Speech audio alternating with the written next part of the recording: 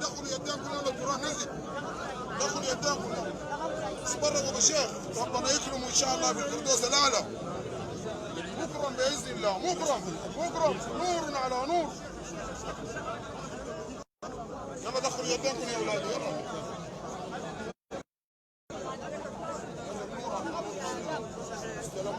نور على نور ربنا يكرمه. دخلوا يداكم كلكم يلا.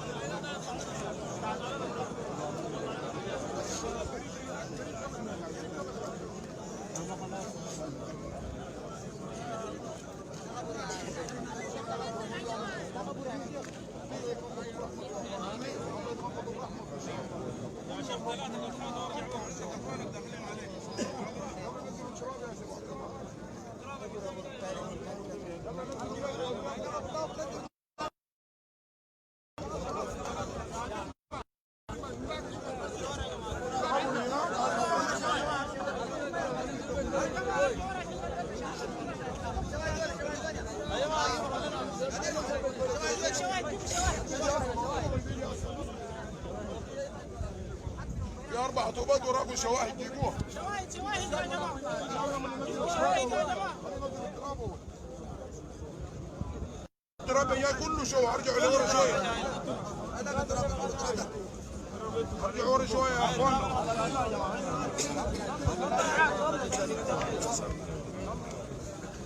ده كله تراب القبور اللي عندنا.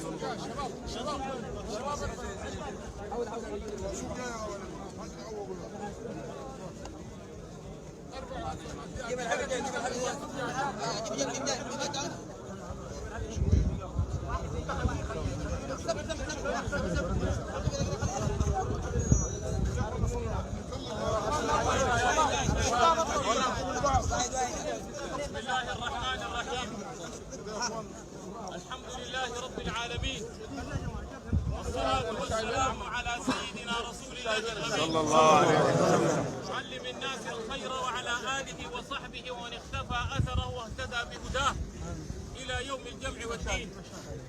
الحمد لله القائل في محكم تنزيله: وبشر الصابرين الذين إذا أصابتهم مصيبة قالوا إنا لله وإنا إليه راجعون، أولئك عليهم صلوات من ربهم ورحمة وأولئك هم المهتدون.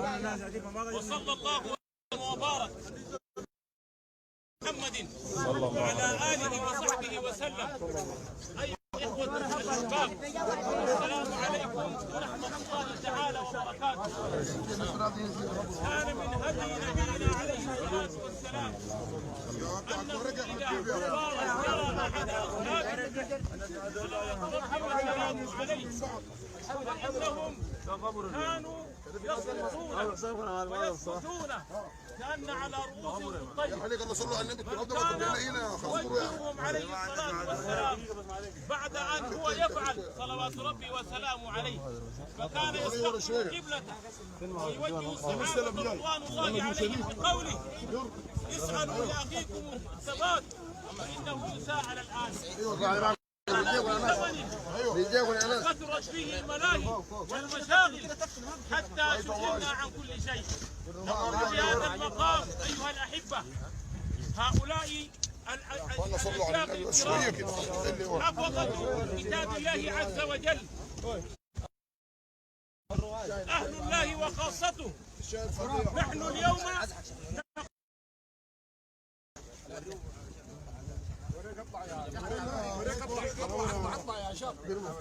ونحن في هذه اللحظات أيها الأحبة نؤمن بقدر الله عز وجل، وأننا في هذه اللحظات نسلم الأمر كله لله عز وجل، لأننا نهتدي بسيدنا محمد صلى ربي وسلامه عليه. هؤلاء الحفظة الذين نشيعهم الآن سمعنا ونحن نصلي من خلفهم يحدثوننا عن الموت. سمعناهم يقولون: إن الموت الذي تفرون منه فإنه ملاقيكم. سمعناهم عز وجل: كل نفس ذائقة الموت. سمعناهم يرتلون قول الله عز وجل: واتقوا يوما ترجعون فيه إلى الله ثم توفى كل نفس ما كسبت وهم لا يظلمون. في مثل هذا المشهد أيها الأحبة شكر الله إليكم، فأنتم شهداء الله في الأرض. هذه شهادتكم في هؤلاء الإخوة الحفظة أهل الله وخاصته. أيها الأحبة، هذا الموت الذي أخذ هؤلاء الأتقياء الأنقياء تخطانا إليهم. كلنا الآن عند الله عز وجل أموات. حياتنا التي نعيشها الآن هي حياة مجازية، حياة مجازية. كلنا أنفاس ودقائق معدودة. ولكن أيها الأحبة، الذي ينبغي أن يعلم هؤلاء الشباب الحفظة تركوا أثرا باقيا، تركوا أثرا باقيا. ذهبت أجسادهم وبقيت أرواحهم. هؤلاء الحفظة الذين أسمعوا الكون كله كلام الله عز وجل. هؤلاء الحفظة الذين صلى خلفهم آلاف الناس في رمضان وفي غيره، هاجر الناس إليهم حبا في أصواتهم، حبا كتاب. هؤلاء الحفظة كتب الله لهم حسن ختام، نحسبهم كذلك. عادوا من رحلة دعوية، عادوا من دعوة لله عز وجل في الوقت الذي شغل فيه الناس بغير الدعوة إلى الله عز وجل، ونحسبهم شهداء، لأن هذا قول رسول الله صلى الله عليه وسلم. الشهادة ليست تكون في ميادين الحرب، فالشهيد الذي يقتل في الحرب شهيد، والمقتول شهيد، والمطعون شهيد، والغريق شهيد، والحريق شهيد، والمرأة تموت بولدها شهيدة.